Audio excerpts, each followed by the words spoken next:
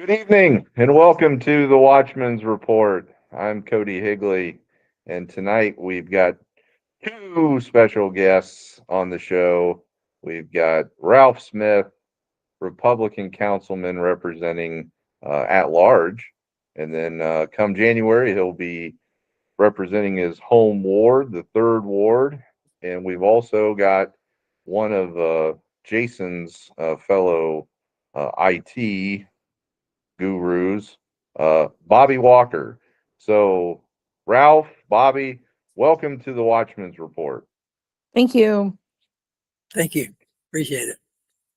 Well, we've got some more stuff to talk about, specifically the cybersecurity ordinance. We want to kind of focus on that tonight. We'll try to keep this show maybe about an hour and 10 minutes, something like that. Be a little bit reasonable for you. On Thanksgiving Eve, you got to get ready to put the food bag on, get ready for all the football and everything that's coming up, and enjoy the blustery November weather. So we'll definitely talk about that.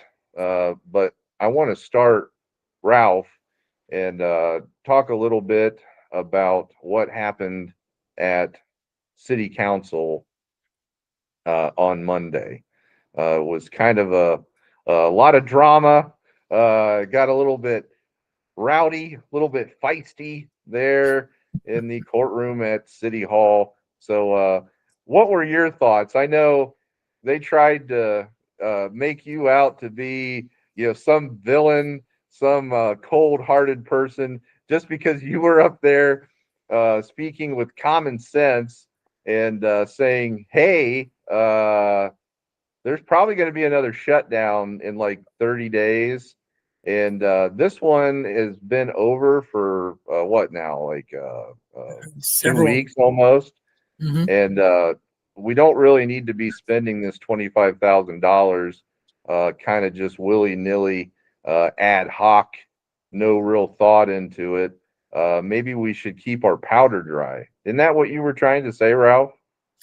Yeah, basically, first I want to say that if there was a situation of where government was shut down and people were not receiving their SNAP benefits, I would be all for helping those people out. Governor DeWine, he helped them out. He put forth 65% of their SNAP benefits for them to keep them going during the shutdown. And I would be willing, as a city official, to go ahead and kick in our share of that. But the problem is that the ordinance was introduced on the last day of the shutdown. We already knew that the shutdown was going to be over.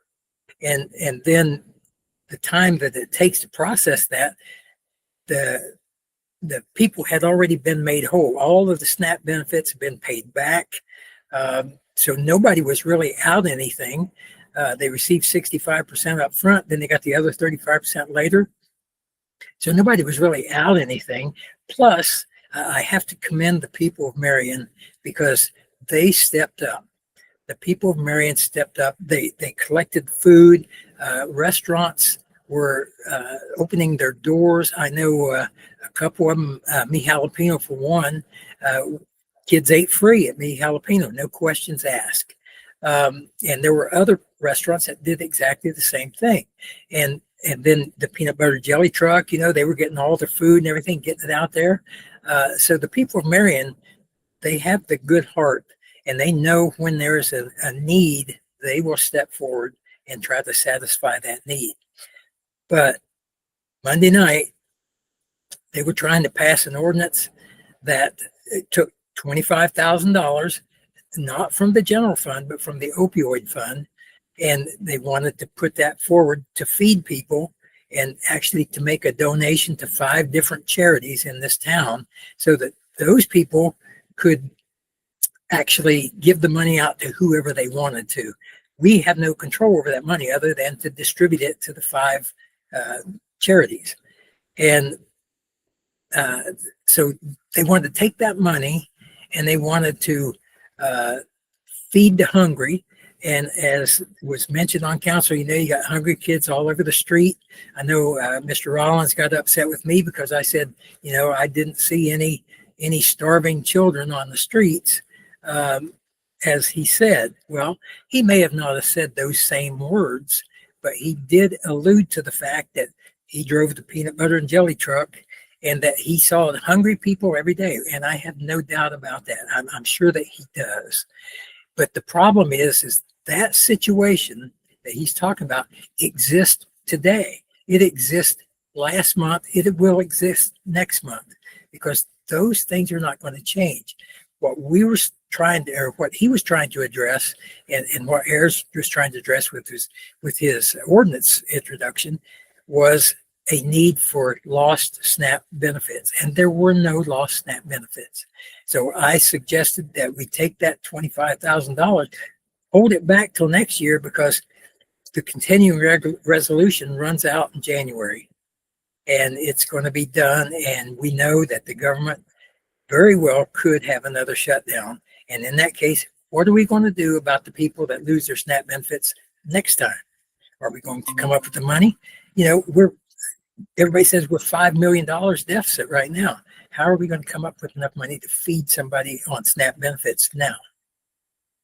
And that was a long Exactly. I mean, that's very smart analysis and thought there, Ralph. There's a number of things that you brought up that are just common sense. I mean, it had ended. The shutdown had ended. The SNAP benefits had been paid out. They were also paid out retroactively. So, they were, for all intents and purposes, whole. So it was almost as if, the shutdown hadn't occurred and they hadn't had a suspension in benefits. So there's that. There's also, as you said, the language in the ordinance. Those opioid settlement funds were given to essentially the people of Marion. I mean, yeah, they're administered by the government, but they were given to the people of Marion to compensate them, not only through treatment, recovery, but also prevention of, people who had been victims or would potentially be victims of opioid addiction in the future. So taking $25,000 out of that account, it's not really looking out for those folks.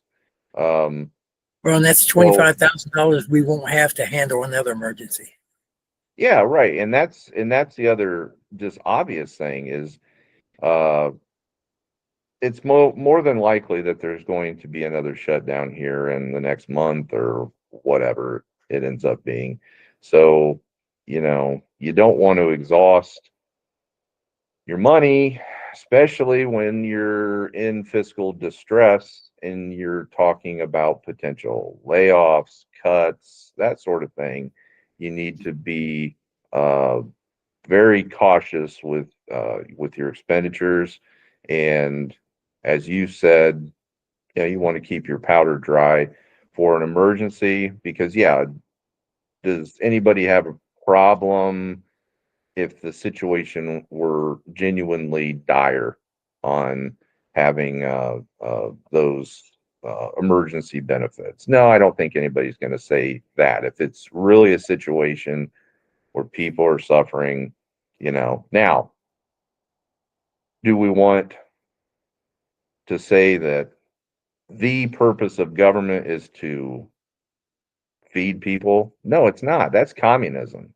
If you're looking for government to provide every single benefit to you conceivable from cradle to grave, then, where are we at as a country?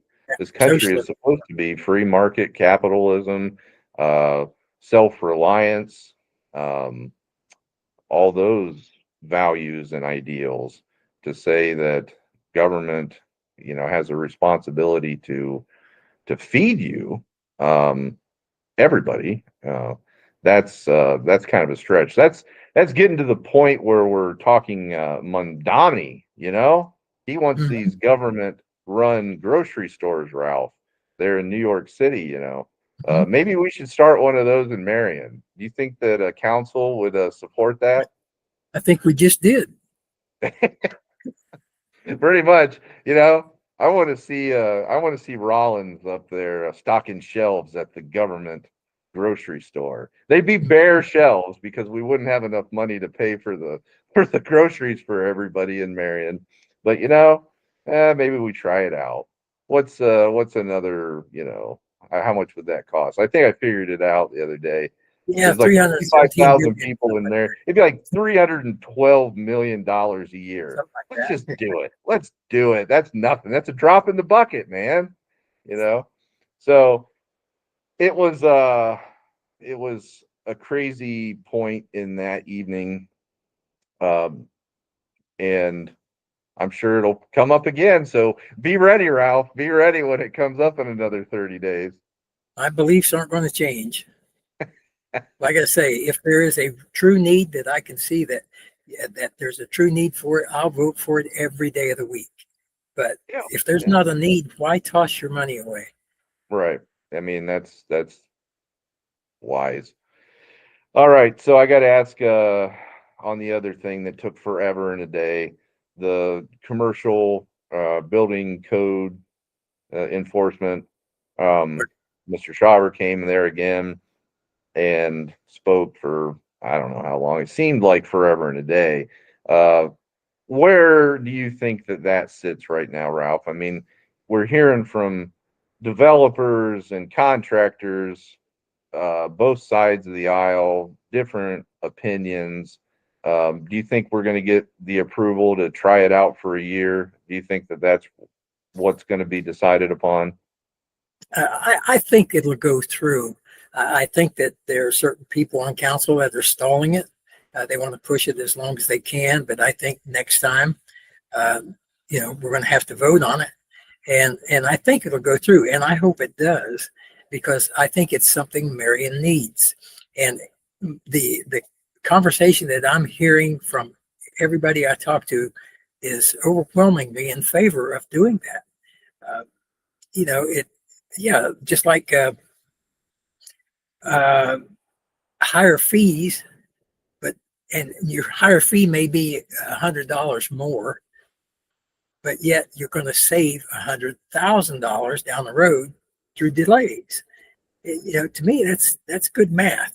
You throw in $100 or $500 and save $1,000.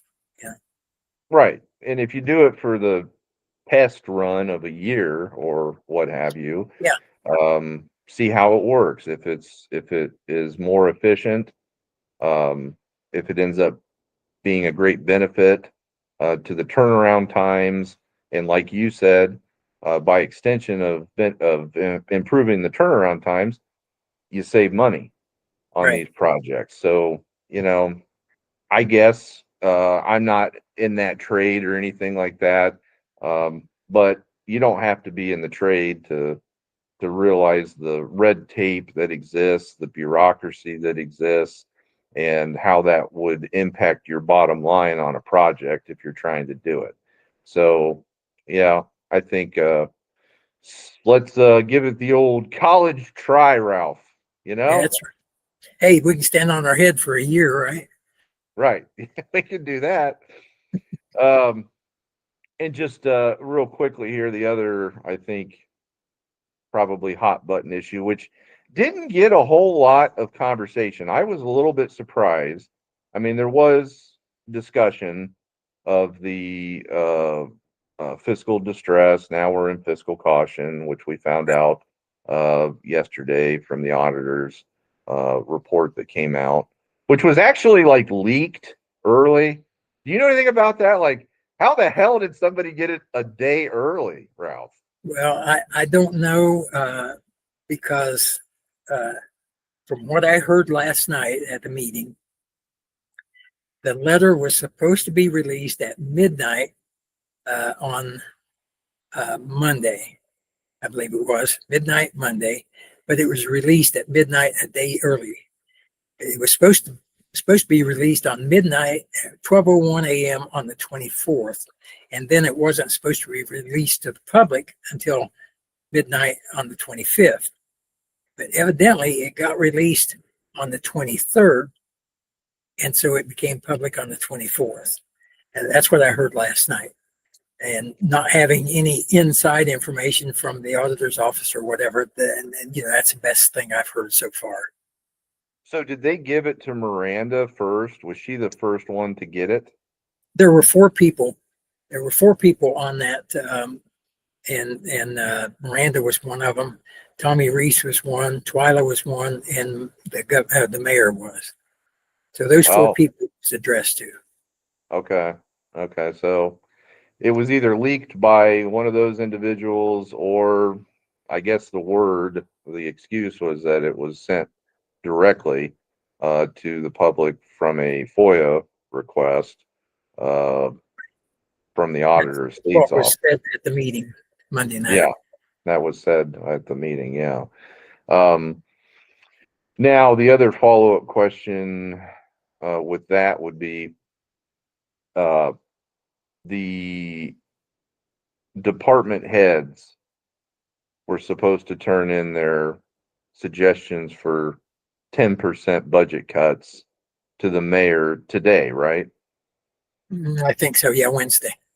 Have you heard like what his plan is? He going to get with anybody between now and like the next council meeting? Is he going to put out like a press release?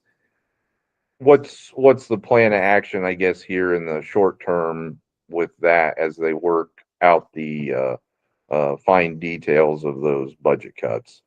Do you know? Well, I haven't heard anything definite, but I would assume that his procedure is going to be to go over that with the budget director, probably Twyla with the finance committee, and see how that all fits together. I'm not sure what he's going to do as far as, if 10% is going to do what he needs to do. It's not going to cover the whole $5 million. There's no way. But I think we could probably get $2 million reduced on that deficit. So we're still going to be in the hole. Now, do you think that there are additional departments that are going to require more than 10%? I mean, I bring that up just with how ridiculously inefficient transit is. I think you saw that write-up that I did about transit. Right. And I mean, that should be shocking to people to say, this is your overall budget and this is how many hours and how many miles that you did in 2023, comes to like just under $10 a mile. I'd probably carry somebody on my back for $10, for a mile, Ralph. Like, at least when I was in good shape, maybe not today, and maybe not the size of the average American today, myself included. But that's just so inefficient. And then you look and you say the hours of operation. So for every hour that transit is in operation, they have a fleet, at least in 2023, they had a fleet of 12 vehicles. There's 6 riders for every hour that the entire fleet is in operation. Right. Good Lord. You could I don't know. They have to become more efficient. Even if the argument is saying, well, most of the money that they get is from the federal government and the state government, they are operating at a deficit. They haven't raised their fares since 2004. How much inflation has existed since 2004? A hell of a lot. So pulling money out of the general fund to cover the deficit within transit for years, when they're that inefficient, is a slap in the face to the taxpayer. Don't you think, Ralph? Well, yeah. And I know that Julie Welch tried to bring through a rate increase, and that got a lot of pushback. Like you say, It's been 20 years since they had a raise in rates, but when that came up, there were people that were very, very vocal about it and made it appear like, kind of like the food thing. Uh, how can you take the money out of, honestly, I would like to see us be able to provide a bus service free of charge, but that's not going to happen because the society is not like that. You have to have, if you had money to throw away, good, you throw it away at the buses. And you say, okay, if you want to go down, because that's going to help shopping, that's going to help people with their doctor bills and their doctor appointments and everything. But that's not going to happen in the city of Marion, at least not in the foreseeable future, because we don't have the money. And if you don't, and as many grants as we get from the state for transportation, that still doesn't cover all the cost. So I think that, yeah, we need to raise the rates. We need to get with the times and get the rates going the way they should be. Now, I don't want to make it so that some people can't afford to ride the bus, but there are certain segments of the population that get price breaks, and they need price breaks. So I think if we look at that, if we look at rate increase as far as what we can afford, and then look at our scheduling, it just breaks my heart when I see a Marion City Transit bus go by with one person in it. Yeah, I mean, that's the status quo. It sounds like by the numbers, Ralph. And to me, that's sad. It is. It's just, I mean, it's so inefficient that if people looked at those details, you got to say, is there a legitimate need? Not to say that there isn't that one person, but are you going to spend $1 million or whatever to drive one person around town or something? Like, I mean, that's the kind of thought process you need to have to say, is that a good use of government resources? Is that the government being good stewards of the taxpayers' money, hard earned money? People work, and what is money, Ralph? When it comes down to it, it's a representation of the value of your time, your life, Right. because you put that into, you quantify it. And I know people don't want to think of it that way, but that's really what it is. So if you work and you earn a wage, you've given your blood, tears, toil, sweat, and time to get that wage. So then if the government's going to come in and say, I'm going to take this much of your money, I'm going to take this much of your life, you damn well better use it responsibly. And Yep. $10 a mile, and one person on a bus, 6 people for the entire transit system at any given hour, that is not responsible.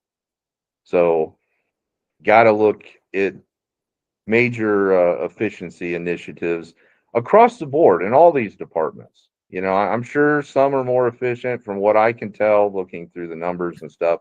There are some departments that are better managed, more efficient than others. Sanitation. Sanitation hasn't had a rate increase in 20 years, Ralph. Right. People, yeah, I'm not for big taxes, big government, anything like that. But if you're going to offer services like this, you got to be able to afford them, right? Right. Yeah, and there are some services that are strictly that, services. And the city provides those, and they don't expect to make a profit off of it, but they need to be able to break as close to even as possible. Yeah. And what I see is that the more money people have, and I'm talking about government, the more money that they have, the more they spend. And so when you have a budget and you don't have to worry about running out of money at the end of the year. You're going to try to spend everything. Yeah, we can do that. Yeah, we can do this. That's what we've been doing for the last few years. You know, budget comes through and it's a deficit budget, and you say, okay, but we've got carryover, so we'll do it. You know, I would like to see us not be able to pass a deficit budget, even if you've got the carryover.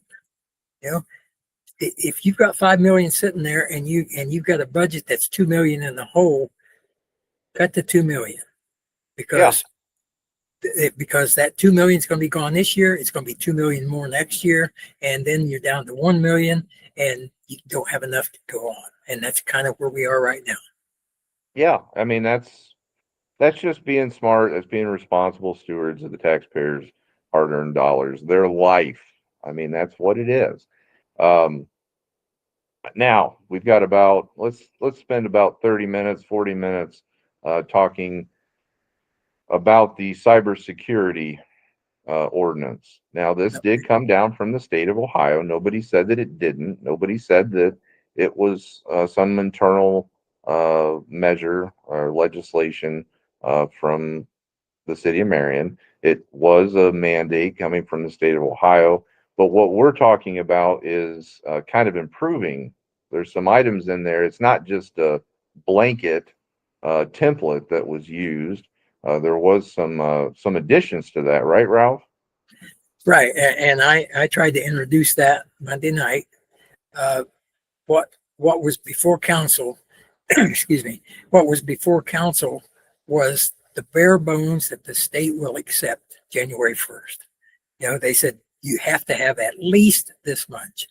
Well, why settle for the bare minimum when you can pass it at one time and do a better job of cybersecurity? The people of this town deserve to have their money, their finances, their taxes safeguarded by cybersecurity, because that's where everything's going. You know, everything's done electronically, and if you don't have the cybersecurity, the opportunity for a bad actor to get in there and wreak havoc on the budget of the city is way big. Yeah, and it's not, that particular law that came down from the state of Ohio. I mean, the purpose of them doing it is to prevent some type of external threat, is to prevent some type of threat from a hacker in Russia or Nigeria or something like that.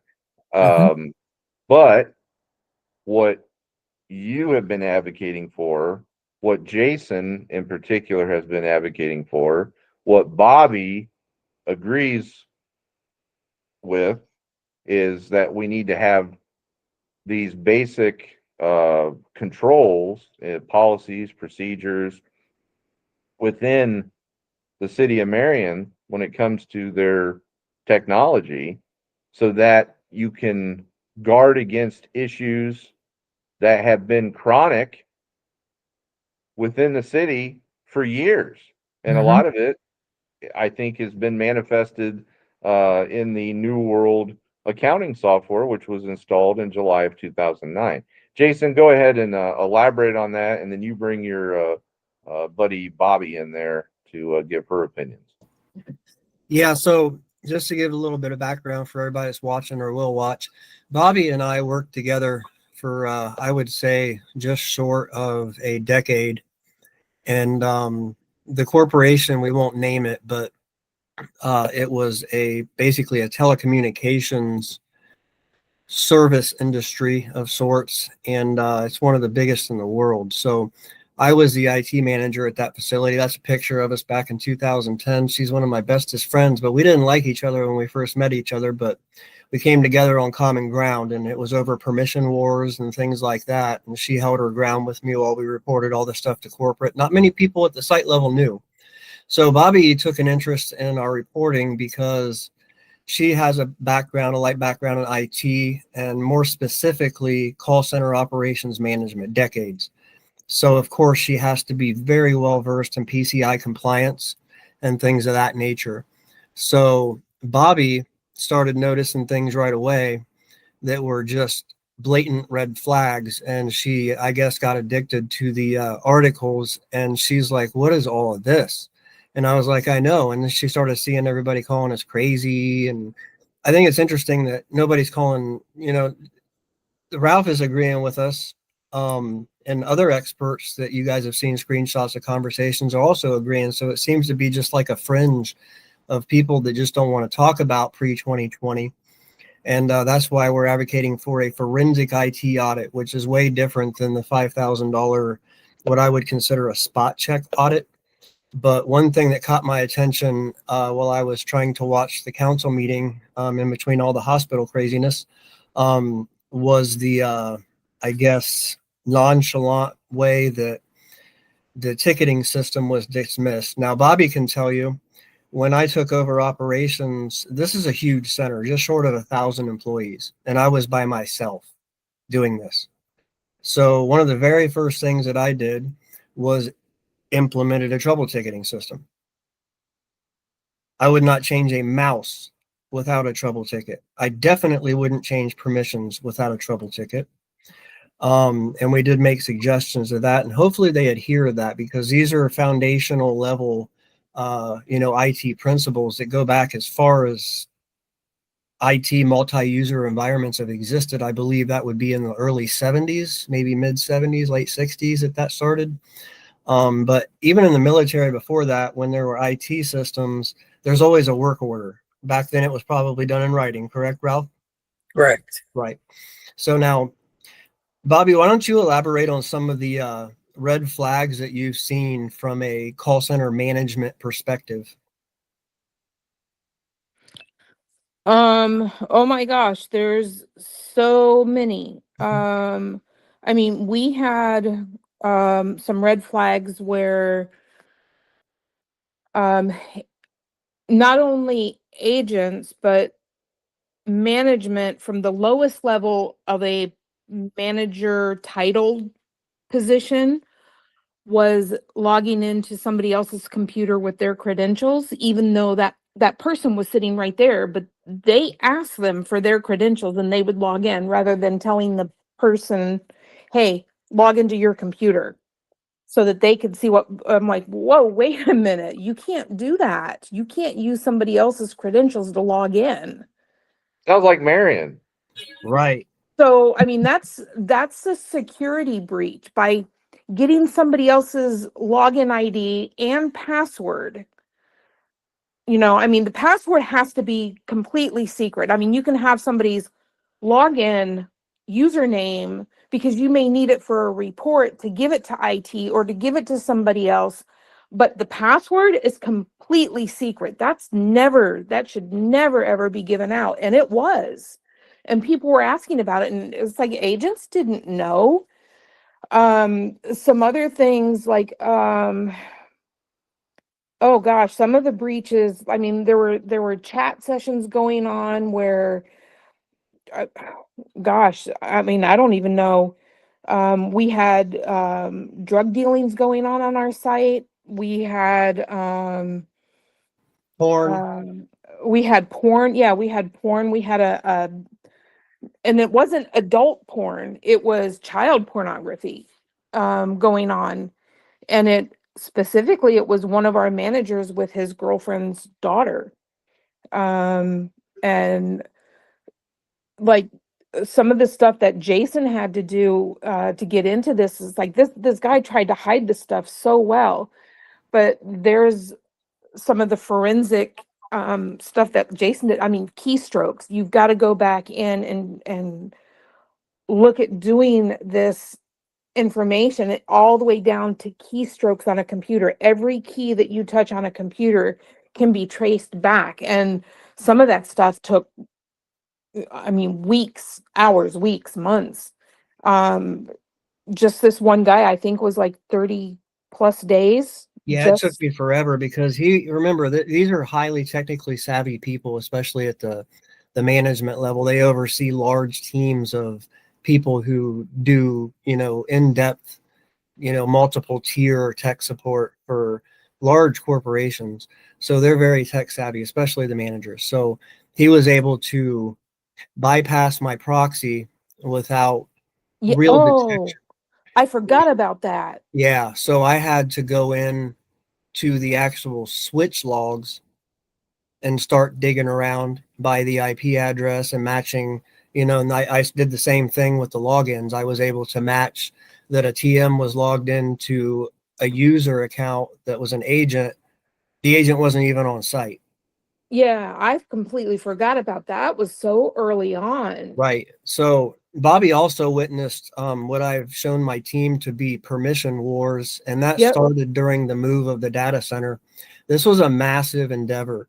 We brought up 2 dual redundancy environments. So one environment with servers and switches and all the bells and whistles in one facility, and the same thing in another facility. And then we moved everybody over to the other facility in groups of, I believe it was 50, Yeah. and didn't lose one single call. So it was flawless. However, during that, as I said, with large projects like software installations and transitioning call centers and things of that nature, we had some people that approached me for inappropriate access. They wanted full Yep. admin access to their towers. They wanted to bypass the corporate proxy. They wanted access to the actual physical servers, the web server that I maintained. I had full access to all systems at site. And my answer was no, period. Yeah. And as soon as they started giving me shit for that, Bobbie and I reached out to corporate headquarters and they began to monitor the situation. We had just a slew of crazy going on. Time cards being manipulated. I had to catch them doing that. I had to report that. Bobbie was by far one of my most trusted TMs, and I recruited from her team during the move of the call center. One of the things that I did was I used service accounts. Anybody that's read our articles will see that mentioned. Service accounts are temporary accounts that you use for testing. They should never go on for 16 or 20 years. No. They can be used as backdoors for malicious actors. And the people that were helping me from Bobbie's team and one other team, their permissions were elevated, not as high as mine, but enough so that they could do things like imaging, or what that means is pushing out the operating system and all the software that's on all the 1,000 computers from a central server.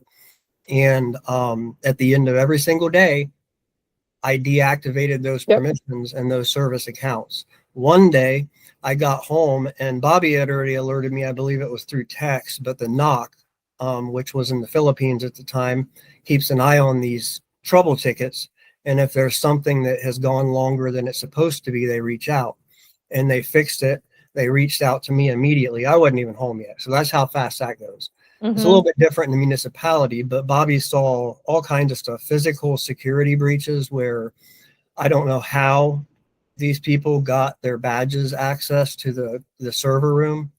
But when I took it over before we moved the center, my first thing was implementing that trouble ticketing system and imaging every single computer in the building. I put in probably hundreds of them over the first couple of years, and I was by myself, remember. So I was day and night doing this stuff, and we had a naming scheme, and the extension of the phones on the desk were like part of the computer name. We also went in and we revamped the server room, got rid of all the nasty wire, rat's nests. There's pictures of that on my personal page. Yeah. Because that's how it's done. And the company knew they were moving. What's that? Did your server room double as an office space? Absolutely. No? Nope. Is there a problem with that? Oh, yeah. There's a problem with using the server room as a office, definitely. You should have put the server like in the lunchroom, like the break room. So the server, but the server room is supposed to be at a certain, like it's supposed to be at a lower temperature, like a colder temperature than offices. And the computers, when you run computers and you run other equipment, those equipments can make that room a little warmer. So you gotta put somebody that kind of has hot blood, like that can be their office. Their office can be in the server room. Yeah, it's pretty chilly in there. So when I worked in computer IT, we had a false floor Yep. There was cold air pumped in through the false floor, came up through the vents, and kept the temperature in there at a lower temperature than the rest of the building. So, and that was because computers generate heat. And so you have to keep it cool in there in order to keep them from overheating. Yeah. Right. So like with Jason, with some of this stuff that we had to do with software when we got new software in, or the old software we got, we didn't use, or it got deleted or whatever, before it even got deleted, Jason had to go in, and he recruited me. He recruited some people from my team, some of my trusted agents. We would go in, he would go in and change their permissions so that they had access to um to Be able to change push. it. Right. Yeah, so to make changes to it where we could delete these people from the software before we deleted the software from our computers and our servers and all of that. When we installed new software, if somebody needed special permissions, we had to create trouble tickets, and those trouble tickets had a chain of command, and that chain of command had to be approved, and you had to have a reason why you wanted this person to have access to it.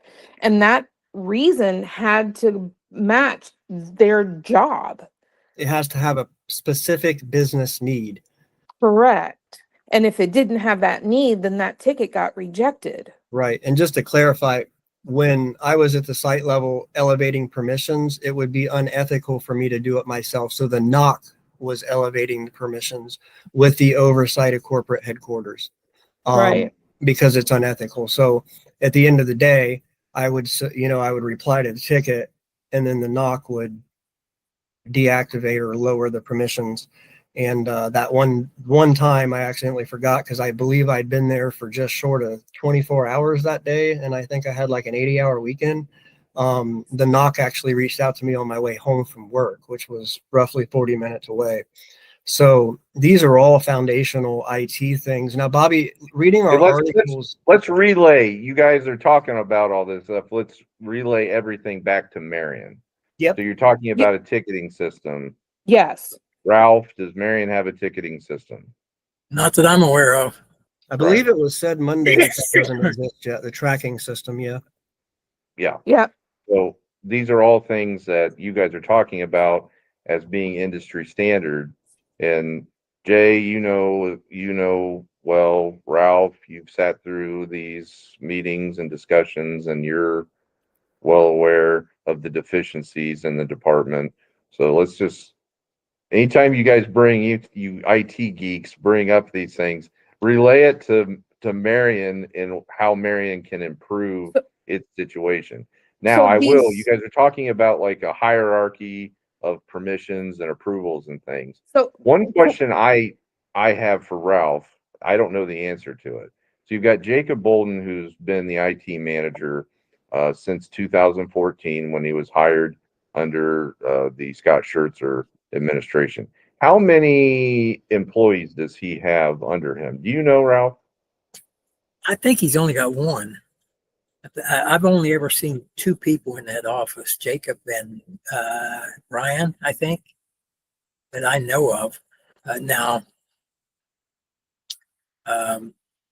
That's all I'm aware of. Now, there may be more, but I haven't done a whole lot of interaction with them. So, but okay. I did want to say one thing, talking about computer geeks and things, and Jason has mentioned several times the NOC. There may be people out there that don't know what the NOC is. I think that's Network Operating Center. Yes. NOC. Yeah. So there's people out there that probably don't know that, but I just wanted to clarify that. I'm one of those people. I didn't know what that was. So also Cody, along with those trouble tickets that we created, we also had to do trouble tickets when we had equipment failure. So if anything had to be replaced, whether it was a mouse, a keyboard, a computer, a monitor, a phone, a headset, a wire, a cable, no matter what it was, because all of these things cost money and it goes into your finances as well. You have a ticket to track what's spent on replacing that equipment. So that ties into the finances as well. So you've Right. got the software side of it for the tickets, and then you've got the financing side of it for the tickets for equipment replacement. So the way that That's being a good steward of the taxpayers' dollars when you're talking about the city of Marion. So if they don't have the ticketing system for equipment and things like that changes, as you say, like changing a mouse or whatever, or a wire, that's all a problem. It's a deficiency. They should be tracking all of that, not just through invoices and things, I suppose would be the only other way that you would do it if you were purchasing equipment. But yeah, that's an excellent point. It's But something that okay, so here you have, you're purchasing all of these, you've got the invoicing because you're purchasing all of these keyboards, but where are these keyboards going? Are you giving it to your cousin? Are you giving it to your family? Are you giving it away as Christmas presents and birthday presents to somebody who doesn't even work for the county? Yeah, good point. it's Yeah. a little different with a municipality, and that's why I would like to see a actual functional IT oversight committee.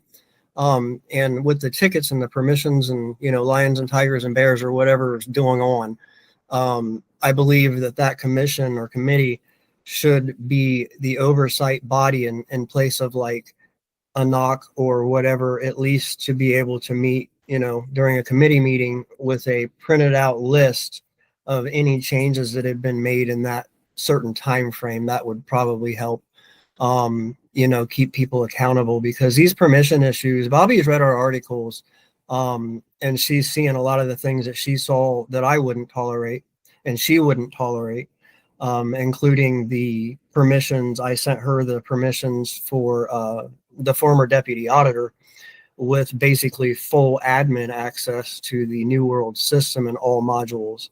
Now, Bobbie, about our articles, what do you have to say about some of this stuff that you've read?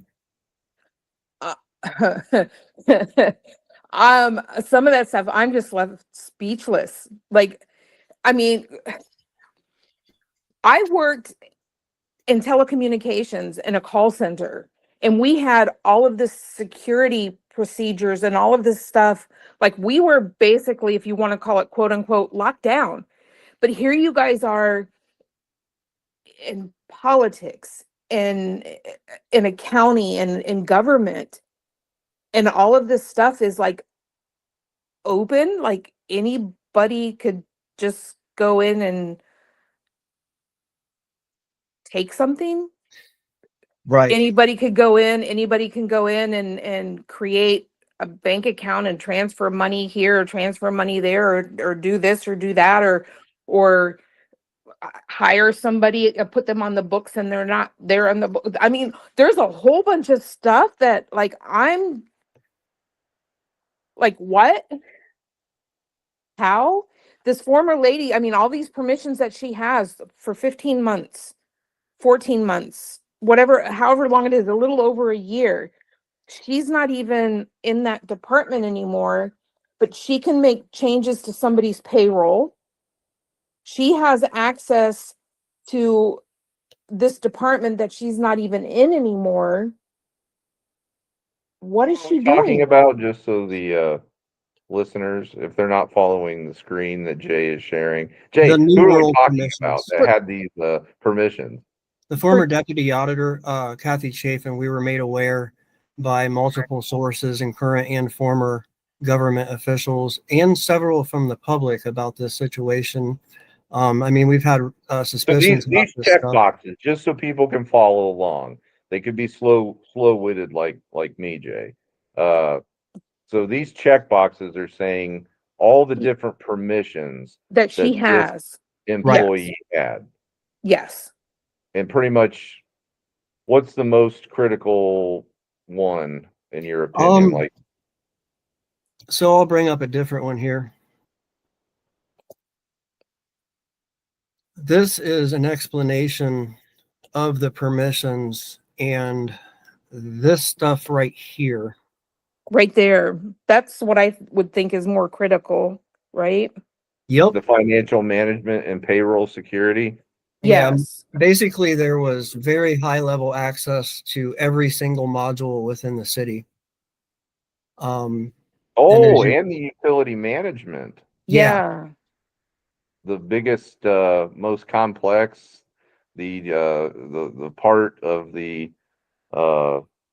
going had so many problems with for so many yeah, years. one of the echoes I'm always rambling on about a crazy person is utility billing and sanitation. They appear in control issues, all dating back to at least 80. We haven't gotten back any further officially yet, but I don't think there was too many computers before that.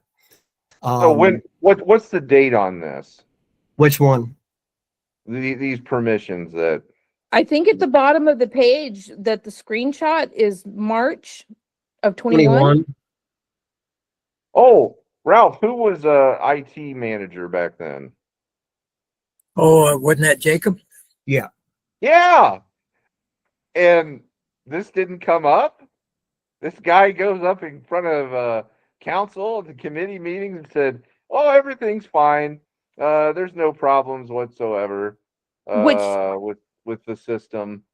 which Isn't that not strange? which not only did that make me think about, I mean, like this, so Chafin has all these permissions still, but my thinking is, what the heck is the IT department doing or not doing? Well, if we know what they're not doing, but what are they doing? What's going on in the IT department? Well, you Right. know, when I did work before, um, and we were talking about a trouble ticket system, we had to turn in a ticket if we wanted somebody to add it to the system and what level of access they would have, and like you said, the reason, but also any changes, and also when they left, we had to send a ticket down saying, stop this person's access to the system effective such and such a Yep. date.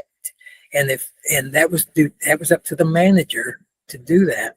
The manager of the department had to send that down to the IT section and say, they're leaving. We don't want them in the system anymore after a certain date. And evidently that wasn't being done. Right. No. So you, Ralph, knew that. You knew that was the proper procedure and policy from an IT security perspective. Mhm. Jay, you knew that. Bobbie, you knew that. Why the hell didn't Jacob Bolden know this? Who knows? Like the company that I was with, that I just left in July of this year after being there for 2 decades. When we terminated somebody or they resigned on their own, as soon as they logged out of the system, like immediately, as soon as they logged out of the system, we were creating a ticket to send to the IT department to remove all of their access and their permissions and delete their login accounts.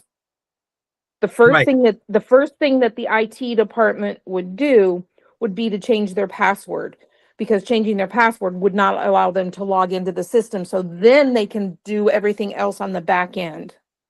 So the Yep. first thing they do is they change the password.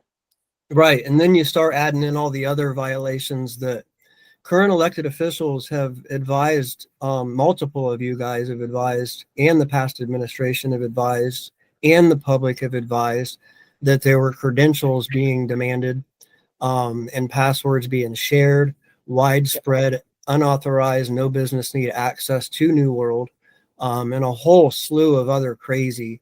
And that's what got Bobbie's attention, because she's seen me deal with these exact issues. And I was literally, and I'm going to take fire for this again, I was called in my data center by the agents on the floor, the IT Nazi. Was I not, Bobbie? Yes.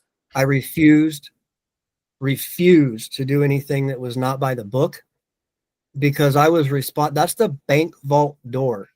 The IT infrastructure in an enterprise or a government these days is the vault door. when Jason and I would walk together in the center, you could hear agents whisper, "Oh my God, here they come.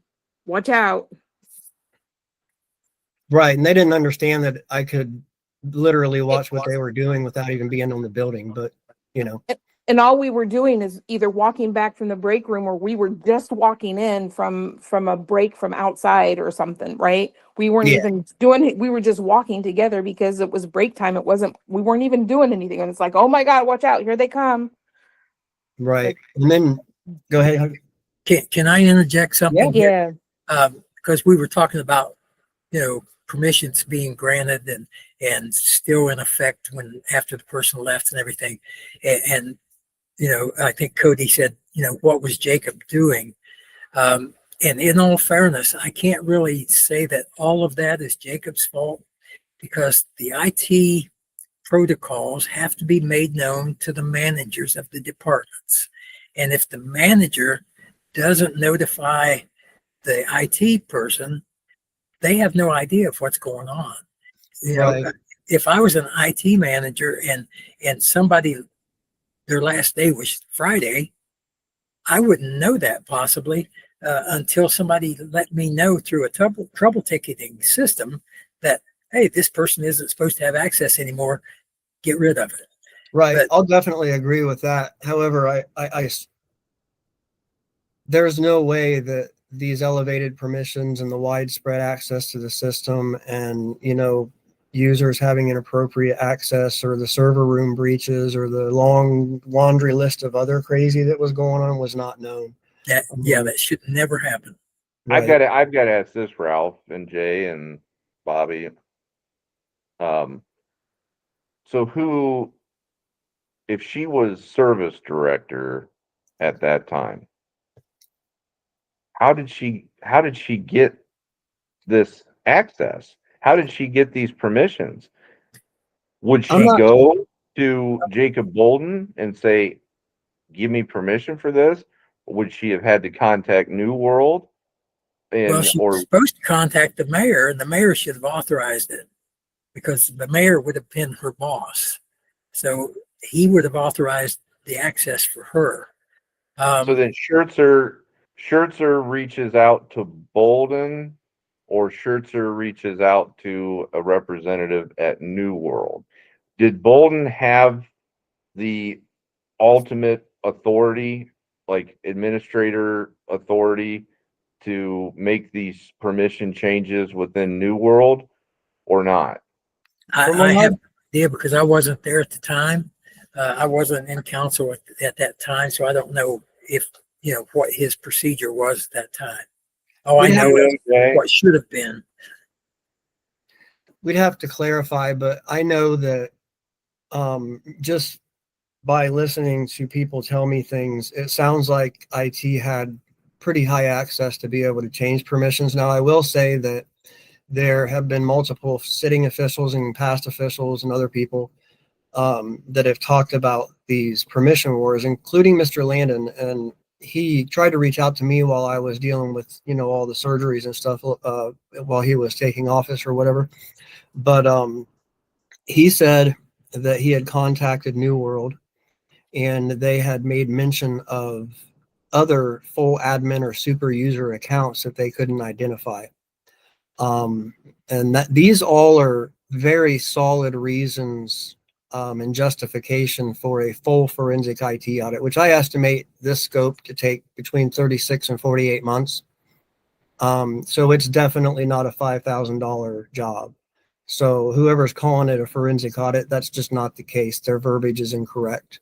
A forensic IT audit basically collects evidence. They break it down into minute little pieces, logs, software code if they want to or need to, communications, basically anything that makes the system tick at a very laser focused and, microscopic level, I guess is the easiest way to put it.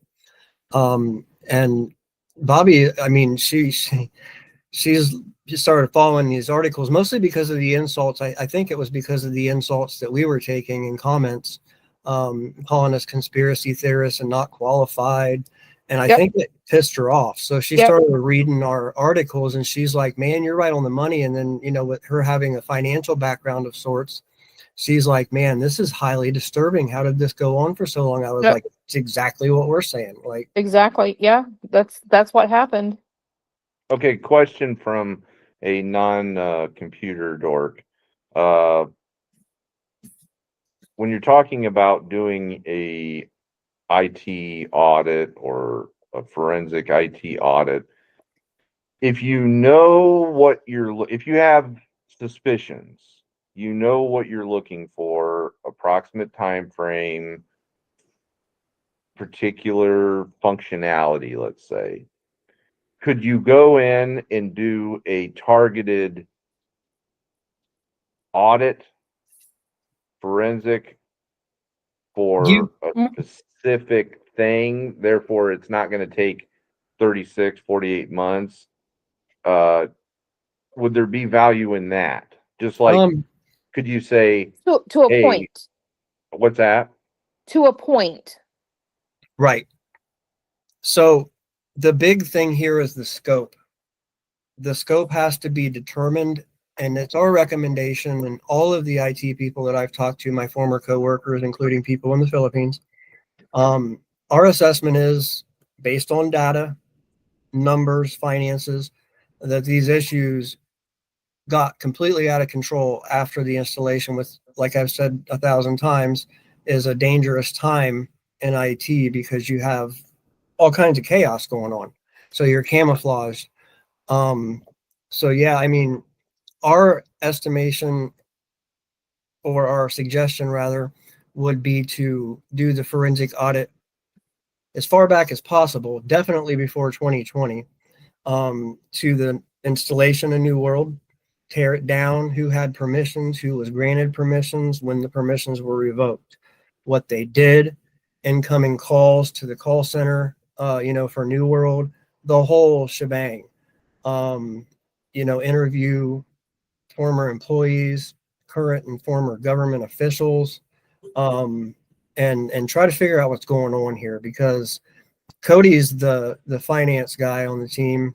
One of them, but he's very competent, and he definitely agrees with the financial curve, like the GL override. We can substantially, in substance, and it's in some of our articles, show where the appropriations, the illegal appropriations of money spent, drastically increased immediately upon the installation. So that leads us to believe, from a professional standpoint, and Bobbie agrees, that GL override was quite possibly misconfigured along with the other software safety controls and the missing reconciliation module from the install of the software.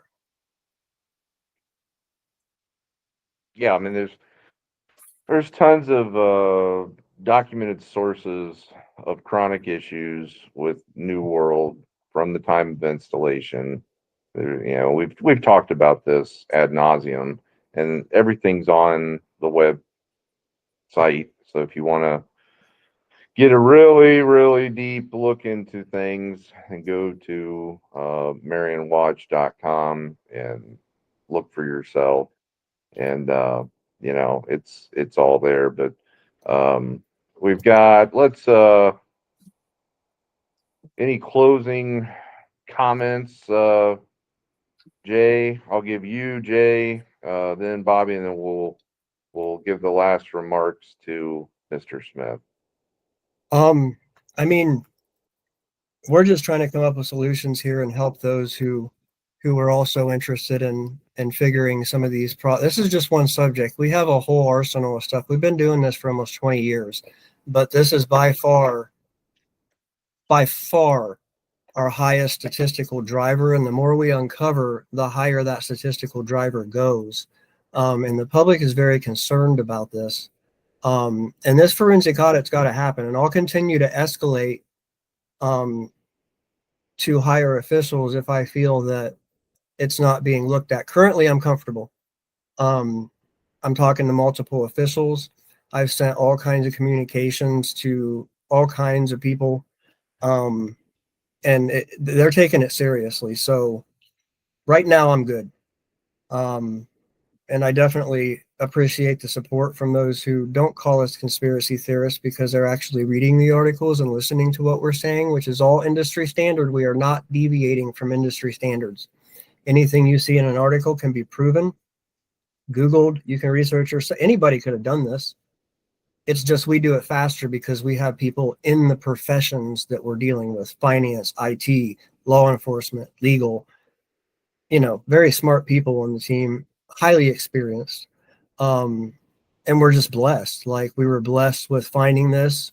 The suspicion started around 15, grew exponentially higher.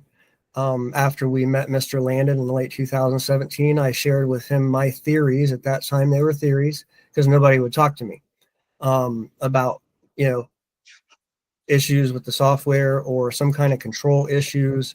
And when we came back online and we started looking at it, we immediately realized that this is a serious problem and this is very, very real. In a corporation, Bobbie knows, she's seen me do it. If I see something like this in a corporation, I'm calling corporate.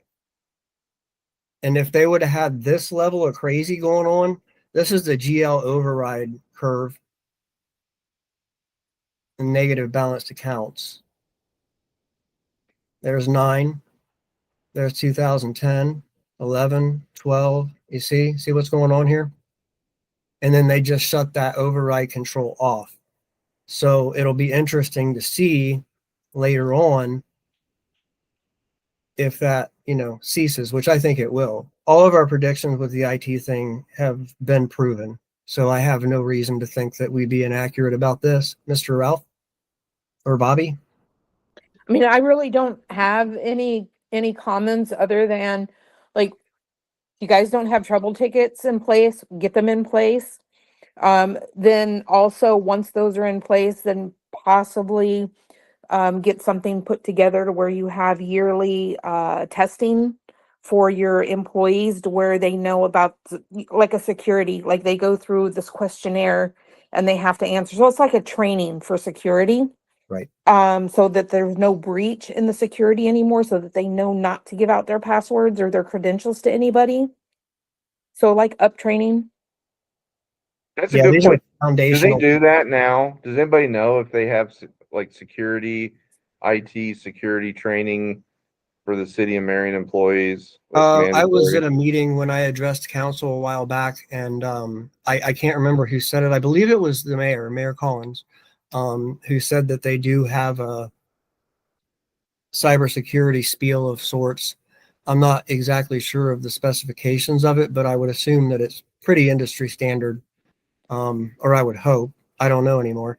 But yeah, so they definitely need to get a tracking system in there, and there needs to be oversight. I mean, my company used to have it, and we used to do it upon hiring. But then it got to the point where it was an every year, like at the beginning of the year, you had to do it at the beginning of the year, and it had to be done. There was a deadline that it had to be done by. So that's my comment. If it's not in place, to get one in place so that all of your employees know not to share their credentials, because that's probably one of the biggest breaches that I've read throughout all of this. Right. And the server room access, man, like if you have access to the hardware and you know what you're doing, you can get in. Yeah. Mr. Smith, closing comments. Yes, I've got a couple of things. First of all, Matt Pollock, the council clerk, just sent out an email last week with about 5 different links that we have to take courses online for cybersecurity. And that's through the Auditor of State's office. Good. Secretary of State, I can't remember. So yes, we do have to do some cybersecurity things. Oh, Twyla just commented and said, yes, they do have that. So yeah, you answered it together, it looks like. Then the second thing is the comment about conspiracy theorist. And I just want to say that we are all conspiracy theorists until we're proven right. And then they say, oh yeah, you were right. Yeah. But so anybody wants to call me a conspiracy theorist, it's fine. But once once I'm proven right, I reserve the right to say I told you so. Right. Yeah. Right. And then the other thing that I want to say, and I always make an appeal to the people of Marion, that if you don't like what's going on, let your councilman know. We need to know what's going on in your mind so that we can respond correctly in council. If there's something in there that you need or something that you want or is causing you heartburn, let us know. And when that comes up in council, we will definitely address it in accordance with the wishes of most of the people of Marion. I have to go with the majority because, we're a democratic country. And if all I hear from is negative people, then that's kind of the way you have to go. And then to segue into the next part is at council meetings, there is always a group of people there who are present, and they're very, very vocal. If you want to be heard, you're going to have to come to the council meetings and stand up and be heard. If you're not heard, you're always going to be following what the other people were suggesting. So you need to stand up and let your wishes be known to council so that we can respond according to the wishes. Right. And go ahead. Sorry, Ralph. I say that's all I have. So I just want to say, even the ones who don't think that we like them, I'm talking about the council. Every time I've sent them citizen concerns, they've addressed it immediately. And that goes for across the board. Even, Mr. Schaber and Mr. Ratliff, who think that perhaps Marion Watch doesn't like them. I've said on air many times that I respect them. Jason's very blunt. Sometimes he gets a little rough, but and I've emphatically defended Mr. Ratliff for the legal issues that he's had, and I'll continue to do so. We're just trying to work with the Patriots on both sides to try to fix some of these issues that we've seen, starting with this one and moving on to the next. So I appreciate you guys. Representative democracy only works if you, the citizens, are involved, engaged, and aware of what's going on. So I encourage you, as Councilman Smith just said, that if you're watching this show tonight, you're obviously interested in what's going on in your city. The next step would be to participate, have your voice heard. Go on to the city's new website. Just do a Google search of Marion, Ohio City Council, and it will be the first thing that shows up in the results. And all the contact information for the 9 city councilmen is right there on the web page. So their telephone numbers, email addresses, their official city email addresses. And if you have a question, you have a comment, reach out to them. If you hear about something that's going on that interests you, concerns you, let them know your opinion. That is your duty as a citizen of the city of Marion, state of Ohio, and the United States. If you neglect your duty to be actively engaged, then what's the point of voting? What's the point of having a representative form of government? Because you're not doing your part. So it's crucially important. And as Mr. Smith also said, council meetings happen every 2 weeks. I think on average, they may take a break around the holidays or I don't know, briefly maybe. But anyway, every 2 weeks, regular council meetings, and then the other week you've got committee meetings. Go on. Marion does a good job. The clerk of council, Pollock, posting the agenda for the meetings. We try to make sure that those are posted so you know what issues are going to be brought up, what is going to be discussed. And again, go have your voice heard, because if you don't, then there's always going to be a contingent of people that are there. And usually the loudest voice will win out. So just because that is what happens to get past or go through doesn't mean that it's what majority of people want. It doesn't mean that that's what you want. But if you don't participate, if you don't make your voice heard, then you've only got yourself to blame. So Right. I want to thank Bobbie for joining us tonight. I want to thank Councilman Ralph Smith for joining us tonight. It was a good discussion, and I'm sure that we will have more of those in the future here, but I'm sure we're all getting hungry, ready for that Thanksgiving feast. So hopefully everybody out there in the listening audience has a very happy Thanksgiving and takes some time to reflect on the true meaning of Thanksgiving, is to reflect on your life, where you are as an individual, your family, and what God has blessed you with. And just take a moment to let it all sink in and be thankful.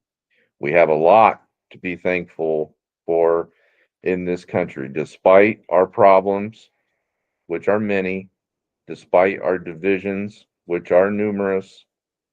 We have a lot to be thankful for.